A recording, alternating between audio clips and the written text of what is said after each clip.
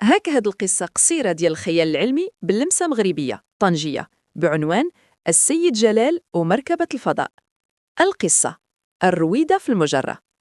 واحد النهار هادي في عام 2095 واحد السيد سميتو جلال كان خدام ميكانيكي فضائي في واحد الكراج في درب غلف الفوقاني في السما. جلال كان معروف بالمعلمية ديالو، كيصاوب أي حاجة من الموتورات ديال الضوء حتى المحركات ديال الثقوب السوداء. واحد الصباح هبطت قدام الكراج ديالو واحد الصحن طائر مبيضي كله كيشعل بالزرق.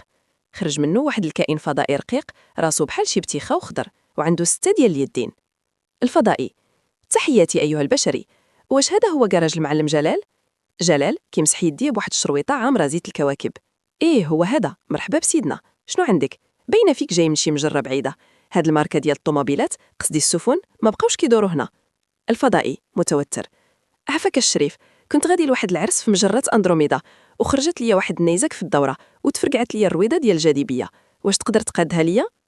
جلال دار واحد الدورة على صحن الطائر، بقى كيدق على الحديد وكيقلب في المحرك اللي خدام بالطاقة النووية البزدي. جلال: اوه، هاد السيستم عيان بزاف، هاد الفلتر ديال الزمان عندك مخنوق والكاردة ديال الزمكان بدات كترعد. شكون اللي كان كيصاوب ليك هاد العجب؟ واش شي سمسار من كوكب المريخ؟ الفضائي: والله ما عرفت، شريتها كازيون من واحد سيريوس. جلال: شوف، غادي ندير لك ديباناج، غادي نحيد لك هاد المحرك ديال الهيدروجين ونركب لك واحد الموتور ديال سيفيا 1990 خدام بالمازوت الكوني، راه ما كاينش محسن من الصحيح.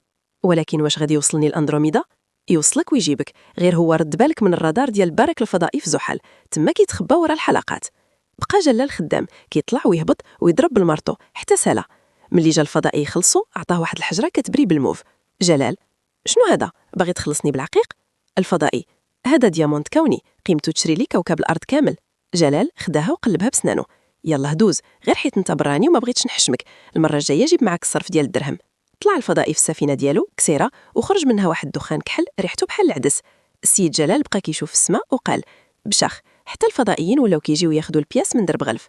واش تبغي نكتب لك شي قصه خياليه اخرى ولا نصاوب لك تصويره لهذا الفضائي وهو في درب غلف؟